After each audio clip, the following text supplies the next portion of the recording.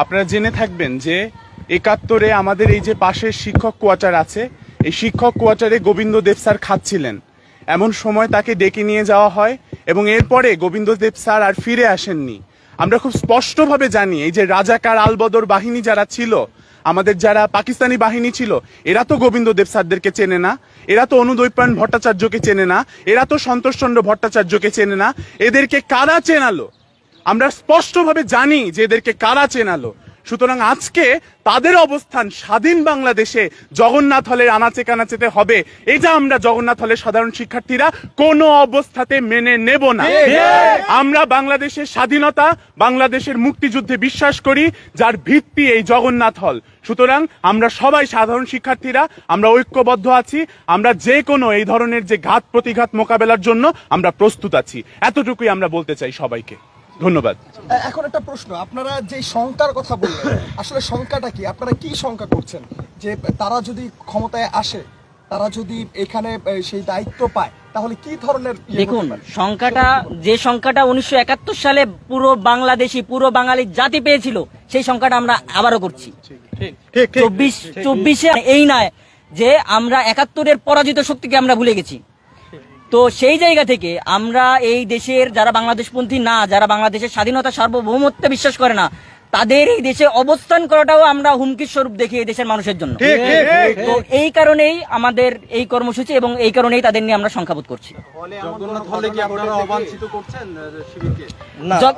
জগন্নাথ হলে আমরা ৭১ বিরোধী, স্বাধীনতা বিরোধী যে কেউ সে যদি কোনো ছাত্র সংগঠন হোক কিংবা এখনই যদি তার এরকম যদি বোধোদয় হয় যে সে বাংলাদেশের বিরুদ্ধে যাবে, বাংলাদেশের স্বাধীনতা সার্বভৌমত্বের প্রতি বিশ্বাস করে না, তাদের সকলের প্রতি আমরা ধিক্কার জানাই এবং তাদেরকে আমরা জগন্নাথ হল থেকে প্রত্যাখ্যান করি। হ্যাঁ, অবশ্যই জগন্নাথ হলের সচেতন শিক্ষার্থীরা আমরা যতটুকু অবগত হয়েছি যে আমাদের হলেই স্বাধীনতা এবং সার্বভৌমত্বের প্রতি হুমকি এবং ৭১-এ যাদের পূর্বপুরুষদের ৭১-এ অনেক ন্যাক্কারজনক ঘটনার উদাহরণ আমরা এখন দিতে পারি, এমন অনেকের জগন্নাথ হলে এরকম বাংলাদেশের বিরুদ্ধে অবস্থান নেওয়ার সংখ্যা প্রকাশ এবং অনেকের তথ্য আমরা পেয়েছি, যার বিরুদ্ধেই আমাদের আজকের এই অবস্থান।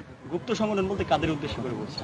গুপ্ত সংগঠন বলতে দেখুন, গুপ্ত সংগঠন বলতে যারা গুপ্ত রাজনীতি, গুপ্ত যে কোনো চর্চা, গুপ্ত ধরনের সন্ত্রাস চর্চা, গুপ্ত রাজনীতি, গুপ্ত দেশ বিরোধী কর্মকাণ্ড যারাই করে আমরা তাদেরকেই নির্দেশ করছি। হ্যাঁ, আমরা ক্লিয়ার করেছি যে দেশ বিরোধী, ৭১-এর স্বাধীনতা সার্বভৌমত্বের বিরোধী যে কোনো কেউ, এবং যদি কারো এখন যদি এমন কারো বোধোদয় হয় যে সে বাংলাদেশের পতাকায় বিশ্বাস করে না, বাংলাদেশের মানচিত্রে বিশ্বাস করে না, তাদের সকলের বিরুদ্ধে। এবং আমরা এটাও অবগত হয়েছি যে জগন্নাথ হলে ৭১-এর স্বাধীনতা বিরোধী একটা চক্র গড়ে উঠছে। আমরা আজকের কর্মসূচি আমরা তাদের বিরুদ্ধেই আমরা আজকে কর্মসূচি পালন করছি। শনাক্ত করতে পেরেছেন?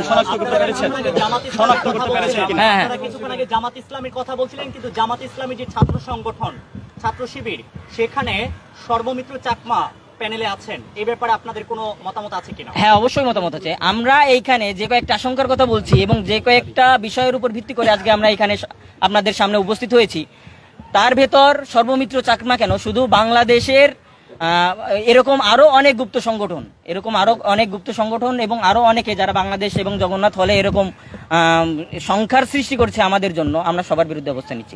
ধন্যবাদ। আমরা আমাদের জায়গায় ক্লিয়ার করেছি। আমরা আমাদের পরবর্তী কর্মসূচি আমরা আপনাদের জানিয়ে দিব। ধন্যবাদ সবাইকে। ধন্যবাদ ভাই, আমরা সর্বমিত্র চাকমা আপনাদের দলের অনেক ধন্যবাদ।